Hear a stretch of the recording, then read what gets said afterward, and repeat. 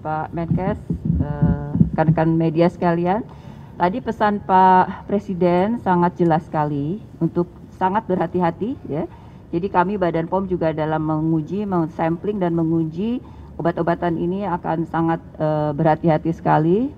Dan saya kira nama-nama obat yang sudah kami sampaikan kemarin dan kemarin sudah diserahkan juga oleh Pak Menkes, nanti akan secara resmi Pak Menkes akan mengeluarkan surat edaran atau peraturan Pak Menteri Kesehatan untuk list dari obat-obat tersebut. Saya kira jenis obatnya pun juga tadi hasil dari kesimpulan pertemuan ratas tadi ya Pak ya, mungkin fokus pada obat-obatan yang tidak mengandung solvent 4 jenis solvent itu yang bisa mengandung impurities ethylene glycol dan diethyl glycol.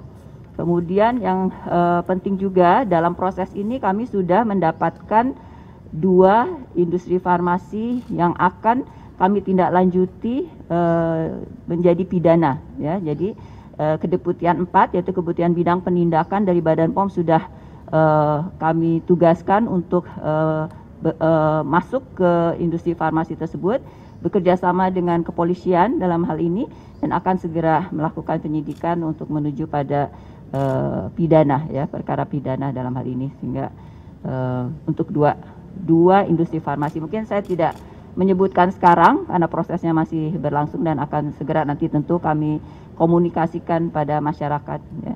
Karena ada indikasinya bahwa kandungan dari EG dan EDG di produknya itu tidak hanya dalam konsentrasi sebagai kontaminan tapi sangat-sangat tinggi dan tentu saja sangat toksik, dan itu bisa tepat diduga bisa mengakibatkan ginjal akut dalam hal ini.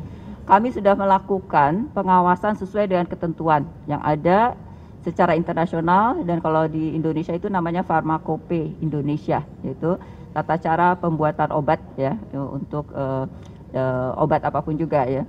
Nah, di sana ditetapkan kadar dan bagaimana cara pengawasannya. Nah, EG dan DEG ini belum ada standar yang ada untuk menjadi referensi kami untuk melakukan pengawasan, baik itu di pre-market maupun di post-market. Karena memang ini dilarang sebetulnya.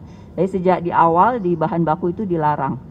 Ya, dan menjadi tanggung jawab dari pelaku usaha dalam ini produsennya untuk betul-betul juga mereka melakukan studi kajian analisa impurity sendiri terhadap bahan baku yang mereka beli itu ya.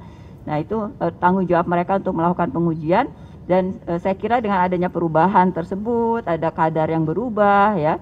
Mungkin saya tidak tahu, tentunya ini perlu pendalaman lagi yang lebih jauh sehingga berubahlah kadar ya dari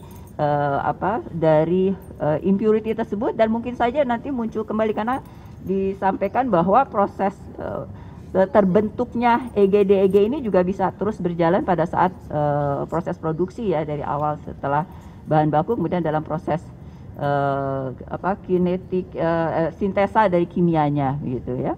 Tapi pada intinya Badan POM sudah melakukan pengawasan sesuai dengan aturan yang ada. Tapi dengan melihat kondisi yang ada sekarang, memang ada beberapa titik-titik yang nanti harus diadakan yang tadinya tidak ada, standar harus diperkuat lagi. Pak Menkes.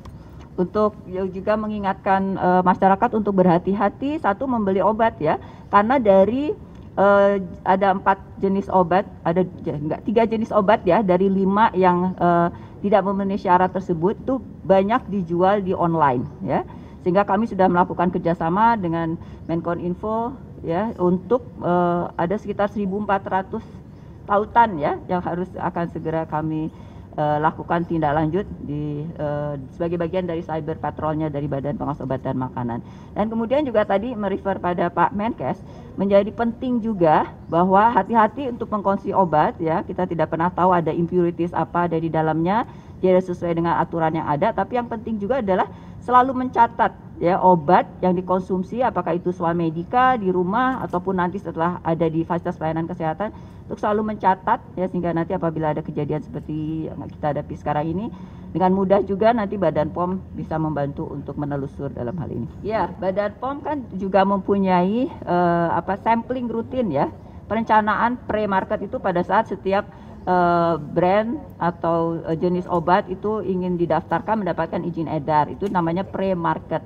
Dalam pre-market itu kan ada bahan baku. Nah, bahan baku itu juga bagian yang harus dilaporkan pada saat registrasi, di mana itu ada certificate of analysis yang harus disampaikan ke Badan POM, tapi juga ada kewajiban dari pelaku usahanya untuk juga melakukan pengujian sendiri, itu ya. Kita melakukan evaluasi pada saat pre-market. Namun kita juga melakukan pengawasan dengan sampling dan pengujian di post-market terhadap produk yang setelah diberikan izin edar itu di peredaran, yaitu dilakukan. Nah, khusus untuk cemaran EGDEG ini sampai dengan saat ini di dunia internasional belum ada standar yang untuk mengatakan untuk diuji. Nah, itulah kenapa kita tidak pernah menguji, karena memang belum dilakukan di dunia internasional pun.